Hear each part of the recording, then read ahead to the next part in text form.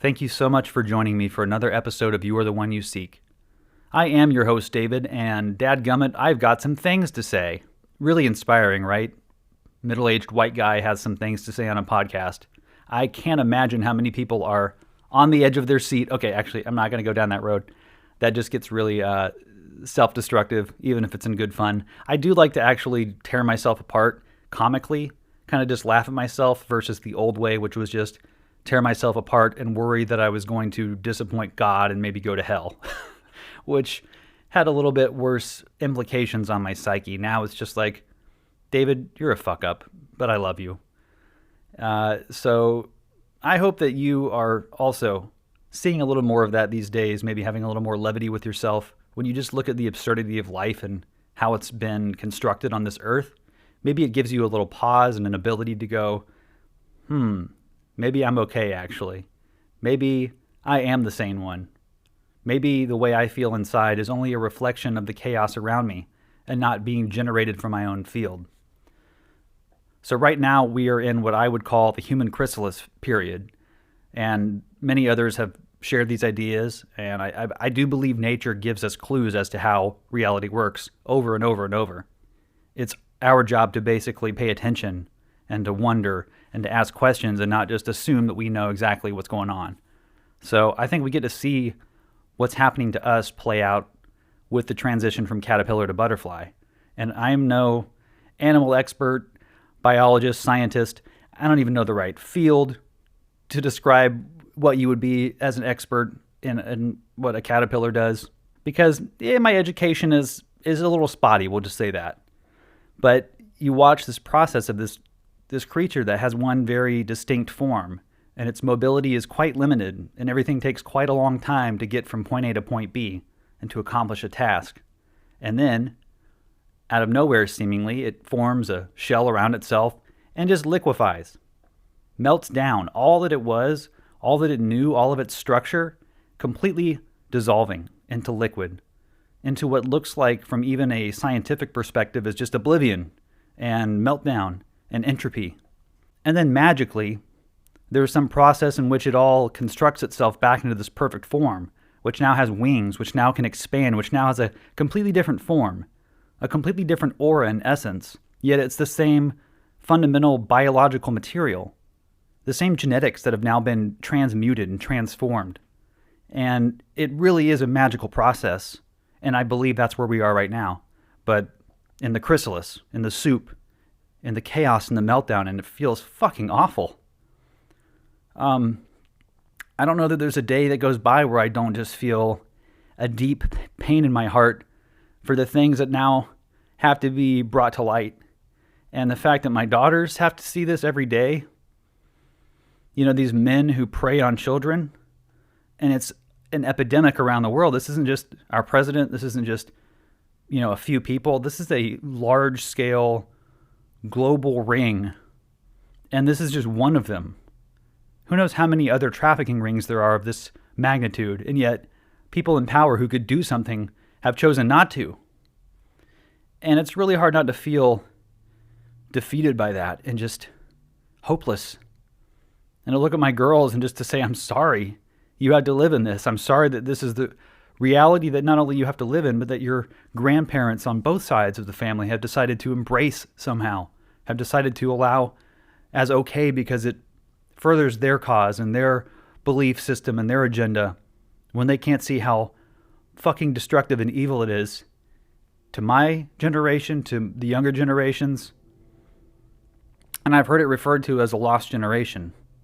Now my parents were born in the 50s, and I'm not going to get into all the background of the dynamics from the post-World War II era and the exceptionalist thinking in Americans' minds and how that funneled into my parents' generation. But essentially, the lost generation idea is that these people who would typically be pillars of wisdom and strength and understanding for the younger generations have, many of them, turned to reductive thinking, to fear, to whataboutism, to isolationism, to echo chambers of just racism and xenophobia. And now I don't feel really comfortable or safe with my children being around them to discuss those things because they don't have rational, ideas, in my opinion. They don't have sane ideas that facilitate humane, empathetic actions. Religion makes good people do bad things by way of bad ideas. And my parents are good people. Everyone who's known them in my life is basically shocked that we have no relationship now, and it's over Donald Trump and the Republican Party and me leaving Christianity. It's several things, to be fair. But to just lose that relationship over what feels like depravity and evil and just the worst of humanity it's hard to square. And every single day I wrestle with it, and I have conversations and debates with them in my mind over and over, which honestly helps me not feel so led to do it to their face. I've done that. It's been over a year since I've confronted either one of them. My dad I haven't spoken to seriously about anything in at least a year and a half. They can barely even text me about the Seahawks winning the Super Bowl. My dad used to invite me to games, and we would go travel to see the Seahawks play East Coast teams. We went to 4 games over the last 10 years or so, 15 years. We actually went to the game against the Falcons the year they won the Super Bowl in 2014, and now we don't even talk. And it's because I let him know how I felt about things and how I've changed, and I no longer embrace his viewpoints. And instead of giving me space for that, I believe he's been trained, instructed, and propagandized into believing his only course is to basically shut me out. And I don't even know if he's doing it consciously, him or my mom. I don't know what's going through their heads. I have no idea. We don't have that line of communication anymore. And I read a whole chapter about this. The Yeshua Channelings covers this pretty thoroughly in Letting Go of Your Birth Family. And when I read it, it all sounded great. It made sense, and it still does. But it's not that easy. It's not just as simple as letting go, walking away, and saying, you're good, you're valid, you are loved, but you're on your own path and I'm on my own path, and they don't look very much alike, and there's no point in trying to walk alongside each other when the paths keep diverging off. We can love each other, we can respect each other, but we don't have to force any kind of alignment or agreement, and maybe that's the reason we just can't talk and we can't really have the relationship we used to. But it's still painful, it's still hard on a human level when these are the people you believed for so long kind of had your back no matter what. But just like so many other points in my life, I've been faced with pretty overt rejection and having to come face to face with, in that rejection, am I okay with myself? Am I enough for me? And it's I don't have an answer. I don't know. Some days yes, some days no. It's a daily battle, and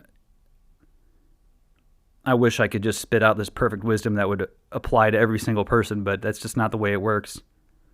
You are on your own journey, just like I'm on my own journey, just like my parents are on their own journey.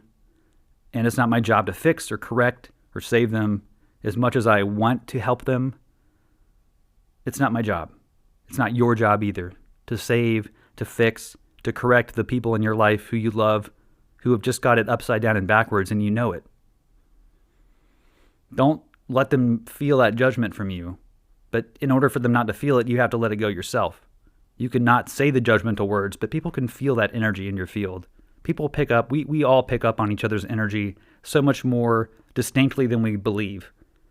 But we know when the words don't match the feeling a lot of the times, or at least some of us do. Some of us are way too tuned into that, which causes so much heartbreak because you can just tell when people aren't being real with you, and you can't just say always, hey, just be real with me. You have to meet people where they're at and allow them to progress on their own path. So yeah, we are just in such a weird chrysalis period. So it just feels like a lot of us, people I've been in contact with lately and the people around me, are just in such a weird amorphous stage of who am I? What am I doing? What is this life? What are my dreams? Where am I really leading? And this happens for a lot of people at certain stages of life, but right now it feels accelerated for the collective. And it's always ever your projection of consciousness and your reality and what you prefer to experience, but it's not that simple either, because if we could easily choose what we wish to experience, we wouldn't really have all the suck. We wouldn't have all the chaos and horror. We would just put it in easy mode and have a great time, which is great. which is perfectly valid, which we've done time and time again. But that's bringing maybe a little too much of home to here, because that's how we are naturally, I think. Our spiritual state is completely untouched by any kind of perpetration or fear or violence, because we don't need to do that to each other. We're in a field of unity, individual but unified. And so, again, we come here because it's not possible to feel this level of separation, of pain, of isolation when you're in your natural state, or when you're bringing a lot more of that natural state to the physical self, which is supposed to be part of this whole shift process, right, that we're in.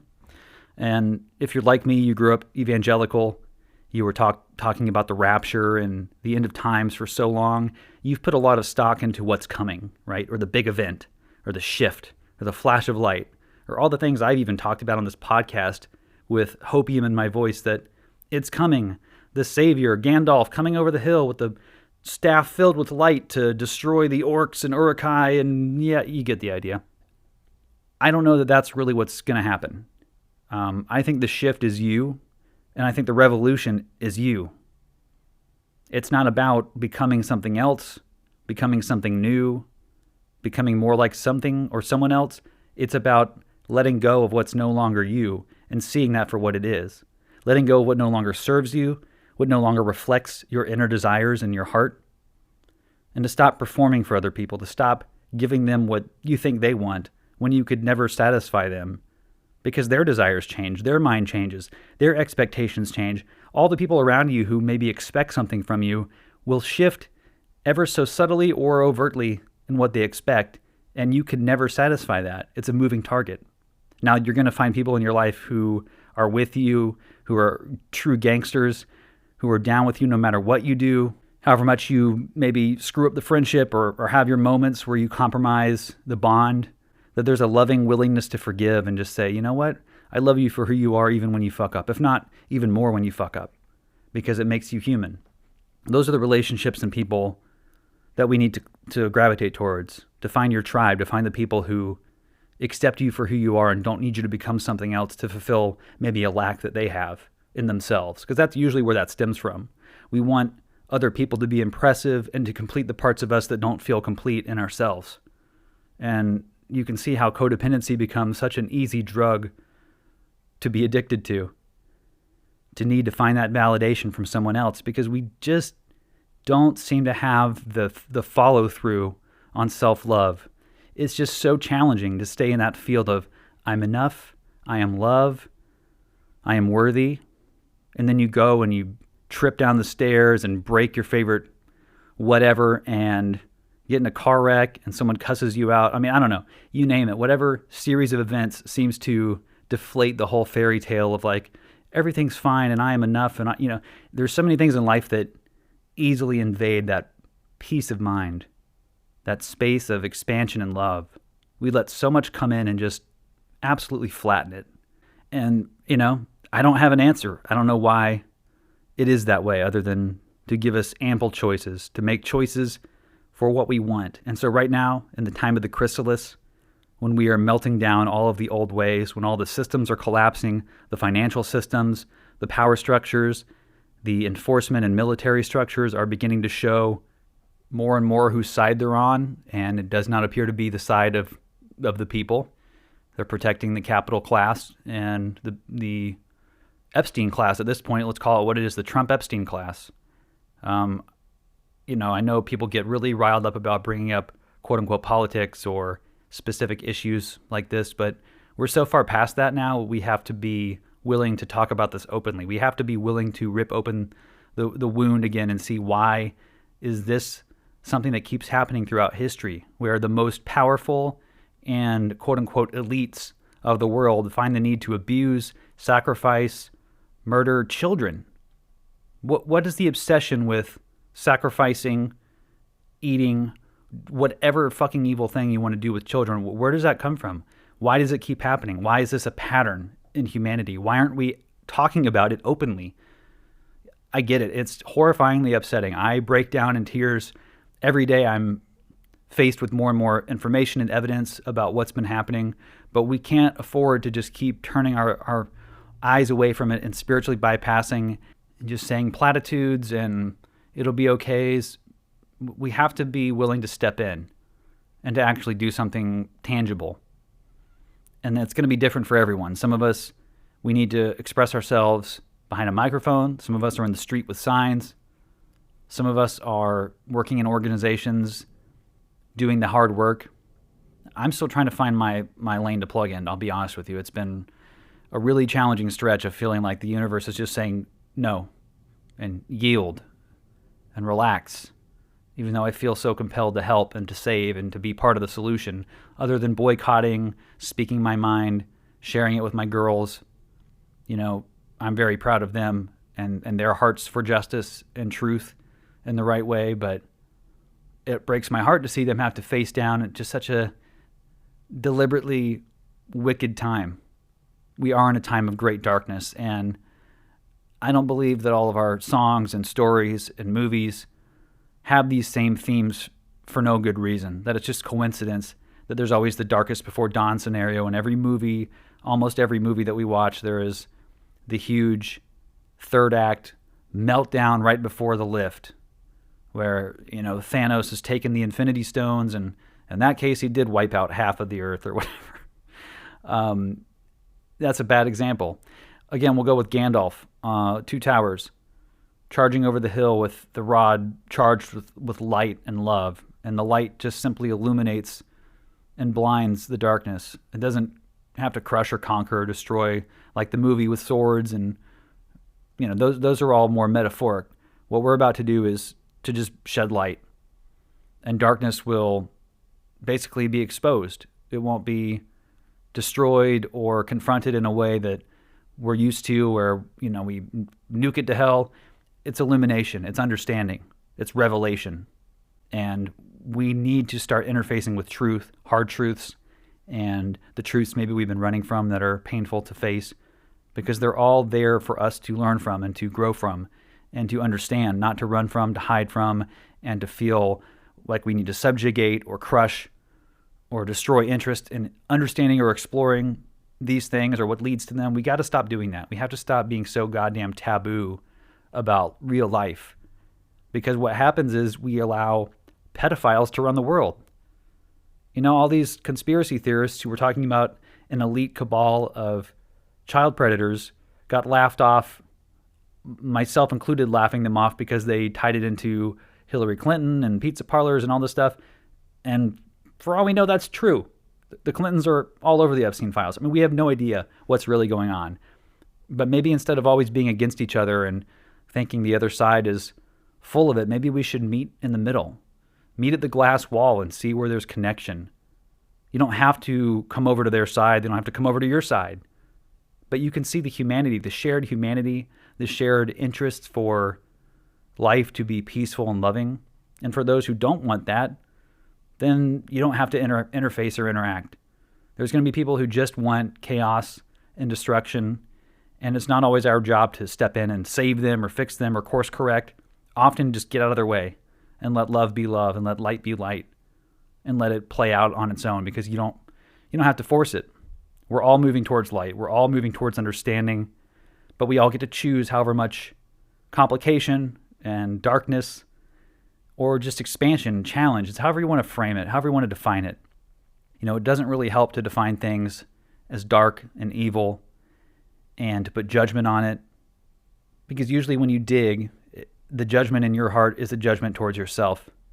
It's something you haven't let go of, or you are positioning yourself above another as superior.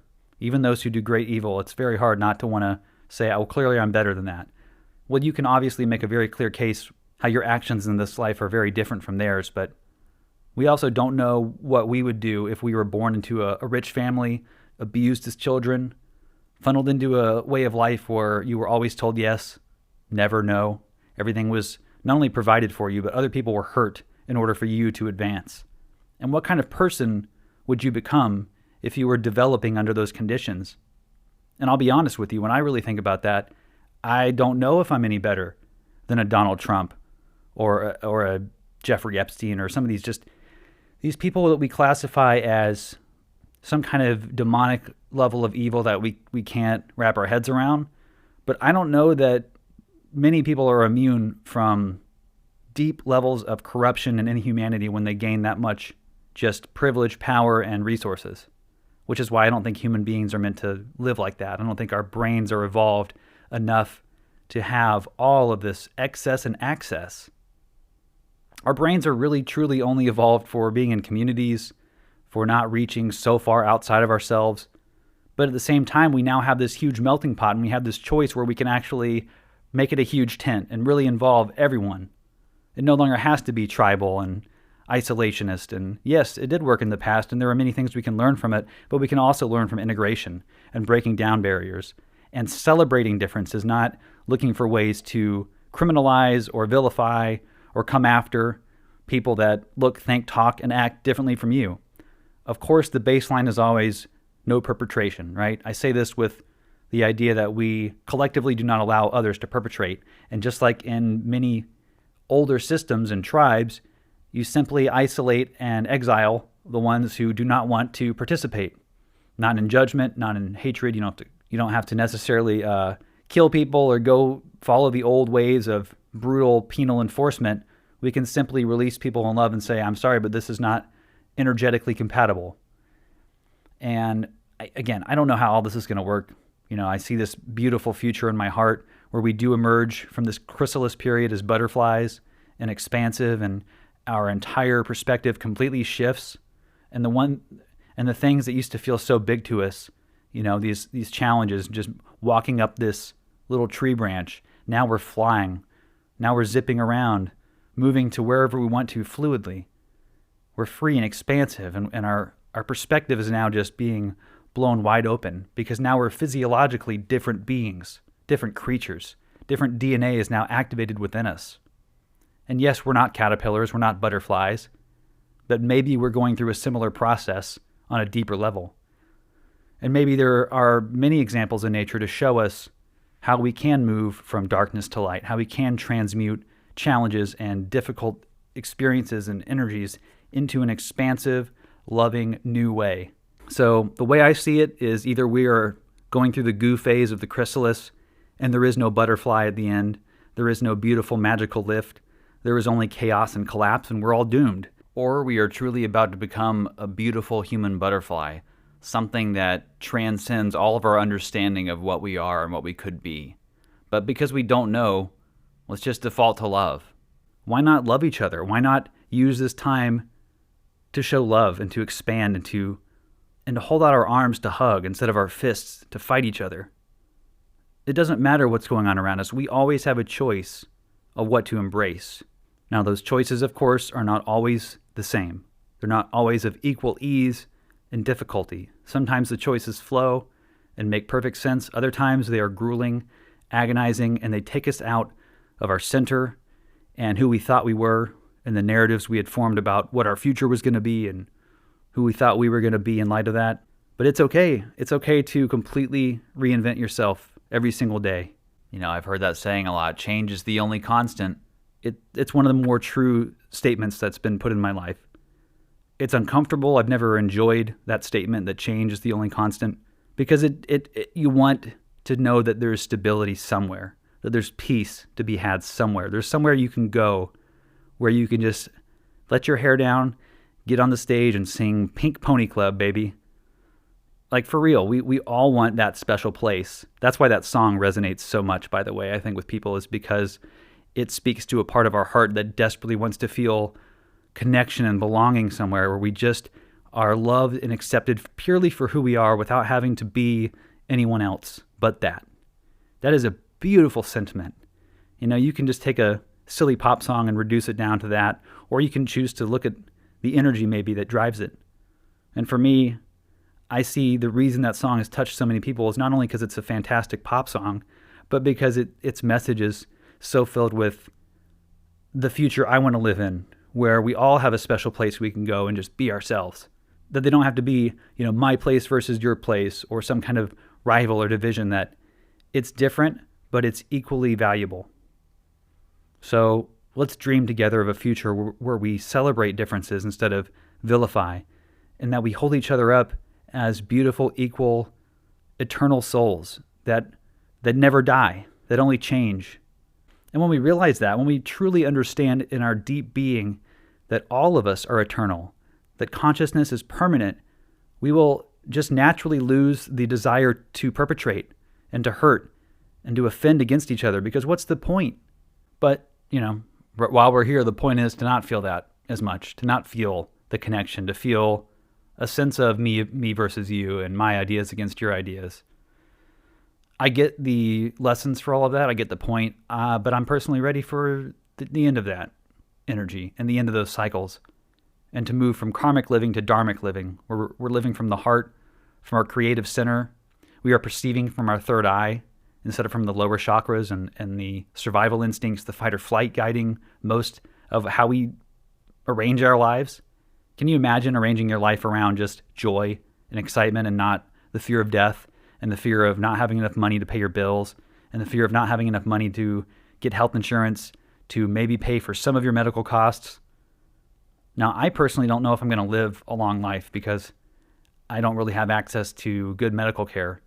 I'm trying to get into this place that does free medical care for people who are completely broke or don't have any income or haven't had income in quite some time, which is me. And I hope I can get some answers there, but I have a lot of weird problems going on, and I don't know. I don't know what could happen.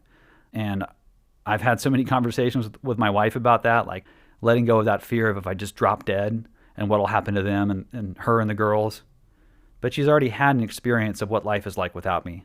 I moved out for 6 months back in 2019 into 2020, and I nearly died then. I've covered this pretty extensively on the podcast, so again, if you want to go back, you can listen to all that.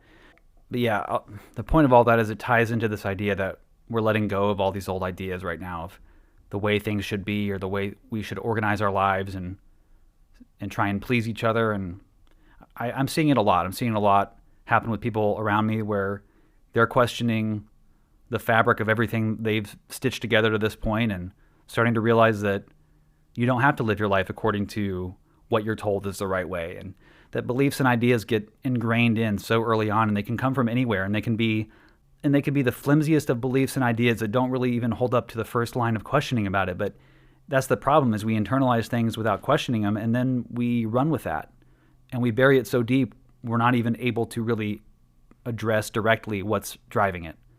So that's why that's one of the many reasons why the human experience is so freaking tough, because we have layer upon layer of beliefs and ideas guiding us, as well as all these external conditions that change all the time, shifts in the energy from the background, planetary alignment, energetic perspective. I mean, there's so much happening at once that influences how we think, talk, and act to ourselves, to each other, that we really have to give each other grace, that we really have to give ourselves just so much grace and love to get through this life without kind of going mad. And if we can do that, then we start giving it to each other. We start breaking down just naturally all these barriers and divisions. We don't have to do it through military might or through violence and uprising like we've done in the past. It may come to that again. I don't know. But the way I want to see it go down is that love and light floods that zone, and that it no longer requires all of this, destructive action to fix things. So dream with me a little bit. Let's just take some time to visualize the world that we want to live in, because that's what you're doing anyways. You're shifting to that reality. The world that you see in your heart and your dreams is possible for you, I think. I don't have proof, but I believe we are organically moving towards the realities that we prefer.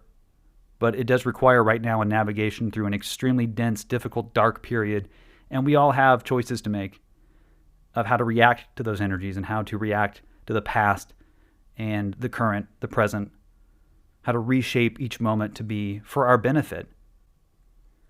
Okay, I would like to end the podcast today a little differently. I would like to take 5 deep breaths and have you follow along with me. Now, as you take these deep breaths, just focus on the breath going in and out, and try to silence the mind from the nagging, torrential thoughts of self-criticism, of judgment, and try to just allow time for space and silence and reflection. You don't have to say a certain word. You don't have to have a prayer. You don't have to impress or perform for anybody. It's always you, guiding your own ship. You're ultimately praying to yourself. When you ask God for help, you are asking the divine part of you that is fully connected to God, that is still fully you, for that help. You're not asking an external authority.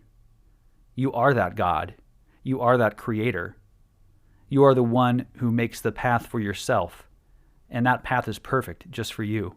Bumps, bruises, calamities, trials, traumas, they're all there for you to learn from, not because you're a victim and because they had to happen to you because you deserve it. They happen to you because you love yourself and you want to expand and you want to see love from entirely new perspectives that sometimes require lack to gain that contrast, to gain that definition. So now let's take 5 deep breaths and let's just reflect on love. Let's feel love. And let's let go of the distractions and the difficulties that are all around us right now. Now, when you breathe, try breathing deeply from your belly. Allow your belly to expand and your chest to stay still. Often when we breathe, we bring our chest up and we do it all in our lungs.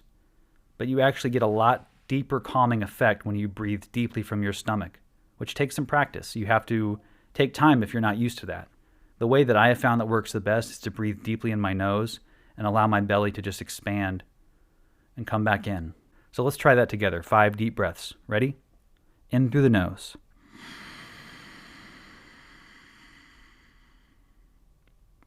And out through the mouth.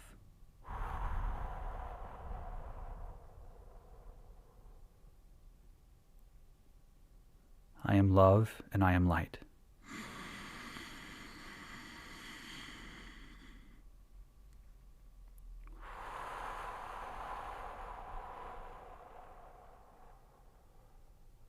All of the answers reside within me.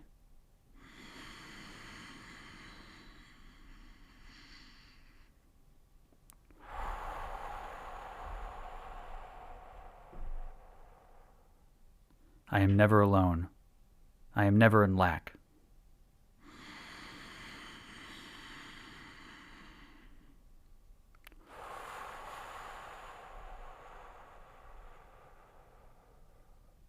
I am free and I am infinite.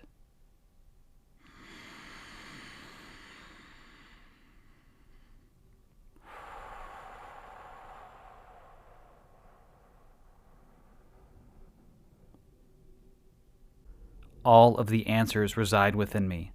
I am complete and I am enough. Thank you so much for joining me again on this episode. I hope that you, in this time of absolute chaos and deep, deep challenge, are able to find love within yourself and space within yourself for yourself. Once you can find that, you are a lighthouse, and you shine and you attract others just by being who you are. You don't have to go around door to door. You don't have to preach from a pulpit. Just be who you are. Let the light of who you are shine. That's enough. That's more than enough. That's all you came to do, is to shine your unique brand of light, to inspire others and to inspire them to find their own light. It's not about grouping around one person anymore. It's not about building structures around one idea or one or two people's mission statement. We are in a time where we will be enough for ourselves, and the world will reflect that and will be a place of great expansion and beauty. Let us dream that together and let us manifest it together. You are enough. You are the light. You are the creator of your own path. Be well and go in love and light. Thank you so much for listening. Namaste.